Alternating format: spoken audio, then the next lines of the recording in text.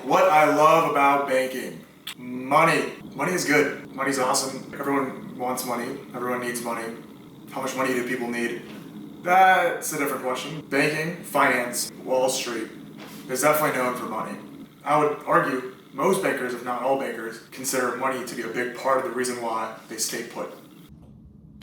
I make $85,000 in base, $15,000 sign bonus, anywhere from 50, 60 to 80, 90, 100% of base you get at the end of the year as a bonus. Obviously, these proportions go up as you go up in the ladder, and salary also goes up as you go along the ladder. Money.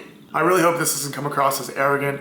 I just want to be straightforward in my videos. I know the title of this video is going to say something clickbaity, like investment banking salary revealed, 6-figure after college.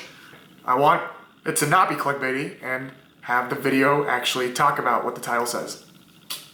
In addition to salary, there's other monetary perks in banking. Because we're expected to work such long hours, a lot of banks lighten the load of working long hours by providing meals if you stay at a certain time. So for example, if you are working for more than 12 hours a day and you stay past a certain time, you get to expense a meal, a dinner, for $30. In addition to that, to make sure you get home safe after a long day, free cab rides or free Uber rides from work to home is also common.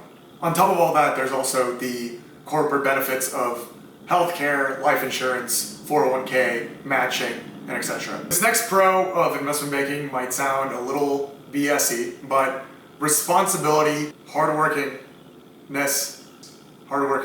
and grit are probably the three biggest things that you can definitely learn outside of banking, but in banking, they make sure that that is in your head. A lot of what we do in banking is not rocket science. I think anyone can do banking in terms of a technical skill set.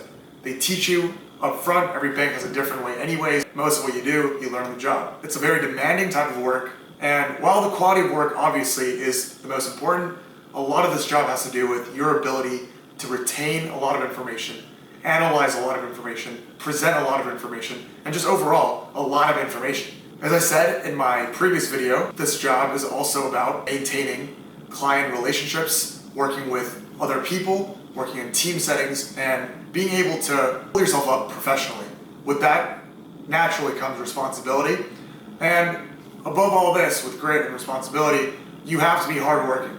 Those qualities that I think translate to any other job afterwards and just in life. You stay in this industry, it becomes a natural part of yourself. It literally scares the laziness out of you. You want to get up earlier, still working on that. Eat healthier, still working on that. And people outside of the industry tend to know that these qualities are associated with bankers due to their work. I hope. The industry. The industry is fun. You get to learn about a wide variety of businesses, what makes a business successful, what makes a business not successful, learn about everything from salt and pepper shaker companies to technology platforms, exit ops. There's a high turnover in banking. Banking is demanding.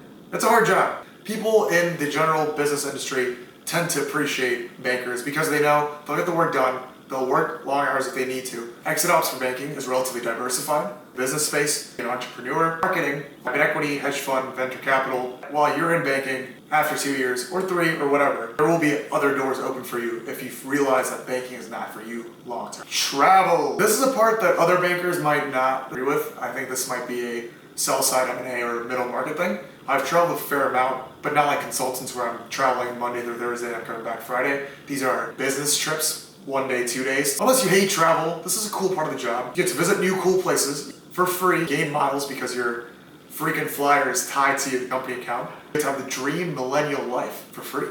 And pretend on your Instagram story that you're traveling for fun. People. You get fired up. Bankers are hardworking. They have to be, especially if they're tenured. They made it out that long because they're hardworking. They're smart. They retain hella lot of information. Regurgitate, retain, analyze, spread, present, market that information. So you're constantly surrounded by people that are hardworking, that are go-getters, that are smart, detail-oriented, and lifetime mentors. The cons of investment banking. The biggest is anxiety. I was the type of kid in school that came home, immediately finished all the homework so that I could play later. Not because I wanted to do the homework, but because the playing was important to me. Banking, it's a little bit hard to do that. There is no if I get all this work done, I get to have the rest of the day to myself. As an analyst, a lot of what you do is when someone tells you what to do, you're expected to be on call at most reasonable times. You could start out Tuesday morning, 9 a.m.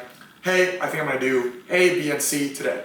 You finish A, B, and C, and it's, let's say, 7 p.m. At 8:30, your manager might email you, hey, I think this would be helpful for tomorrow. This 24/7 feeling of being on call and having this anxiety is probably the roughest part of this industry.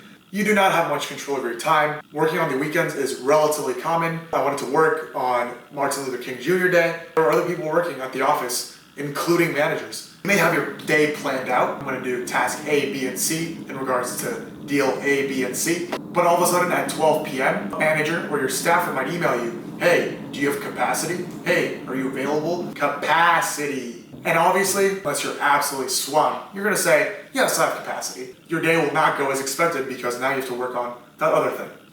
See you guys next week. Let's go!